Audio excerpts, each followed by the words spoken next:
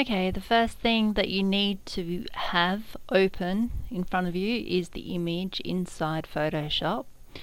The next thing you'll need to do is make sure that the layers area is available to you, and that's called a window. So it's the layers window, and you can see the first layer is there.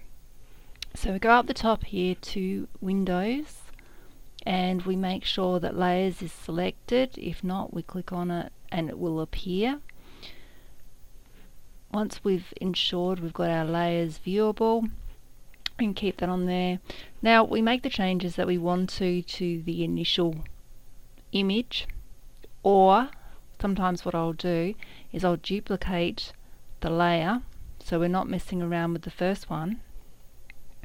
I right click on it, on the actual layer, click duplicate layer, call it whatever you want it to be called. So I might call it original and click on OK. This is really handy if you've got, say, 10 or 12 layers and you can't remember what's on each of them. Sometimes it's obvious and sometimes it's not. Click on OK, and now we've got 2 layers. The layer on the top is the one that you're going to see. The one on the bottom is hidden by the first layer. But if we remove some of this top layer, some of the bottom will actually show through. So we're going to turn off the last layer because, as I said, I'm not going to use that. I'm just going to keep it there for safekeeping so we can see what the original looks like and go back to it whenever we feel like it. Then I've got the original layer, so I'll click on that. Now if you don't have that clicked on, it won't apply to that particular layer, and the eye needs to be on as well. If it's not, you won't be able to do anything to it. I can click on this bottom one, but because the eye is not there, none of the other functions are going to work on it. So I click on the original, and from here I can go up to image and adjustments, and this is where the hue and saturation's available to you, so you can click on that. We've got master. If I make any changes in this palette here, it'll be for every color, not just one color. But if I want to choose a specific color, I can do so. So I can choose the red, for instance, and I can decide that I want to desaturate it. So desaturating it is basically making it black and white photo instead of a colored one, and I can desaturate it and it becomes grey. Or I can increase the saturation, making everything a lot redder. I can also make it darker or lighter. So if I go to the left, I make it darker.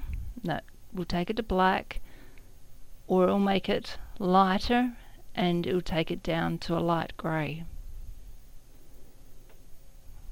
Okay, if we want to set that back to the original, we can click on that and put in 0, and that will take us back to the original. Alright, so when it becomes tricky is where we want part of the red to change, but not all of the red to change. Now, when we want to do that, we do something different. So I'm going to cancel this because we can't make another layer or make anything else with that until we've got rid of what we're currently using. So in the original area, what I'm actually going to do is I'm going to select a section. So there's select tools, there's lots of different select tools. I can use the lasso, which I can just draw around the outside of things. I can use the quick select tool, and I can use the magic wand tool. So the magic wand tool you'll click on a section, and if you use the shift key, you can keep clicking until all of the red is actually taken care of. Alright, the other thing you can do is you can right click on that and you can click on similar, and it will go to other red items as well, but sometimes that will go to too many things. So What I'm going to worry about though is just getting this top section right, and then I can remove anything that is excessive. So use the shift key, keep clicking until I get all the bits that I want. Alright, can you see that also the yellow is not selected there? So it changed. Alright, so now we've got areas that we don't want selected. I can use the lasso tool this time, but this time I'm going to hold down the Alt key on my keyboard. I'll draw around the area that I do not want changed.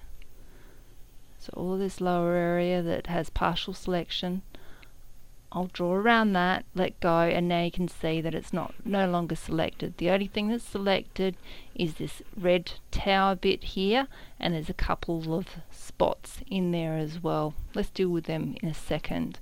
So what I'm going to do is I'm going to put a mask on that particular layer, which means that only the red section that is selected will be affected, and you'll see the lower layer underneath it. Okay, so I click on that one there, which is create new fill. Sorry, not that one, this one here, which is the layer area. And as you can see, all I can see at the moment is this red section here. We've got a couple of items on here, a couple of dots that are poking through. So what I can actually do is if I change this to white, and making sure that my mask is selected and not the actual image, so not like that, you need the mask selected.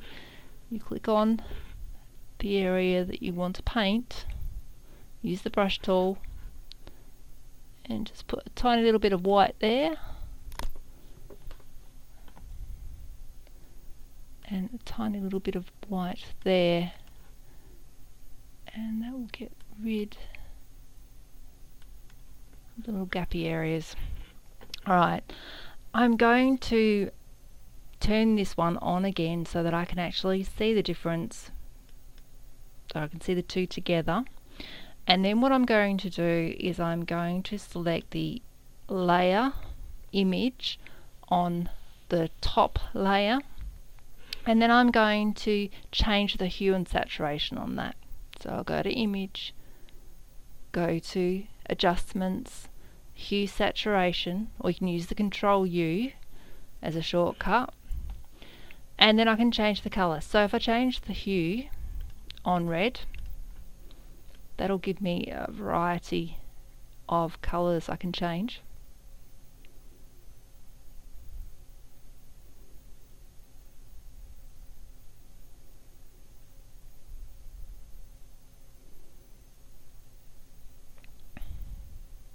Alright.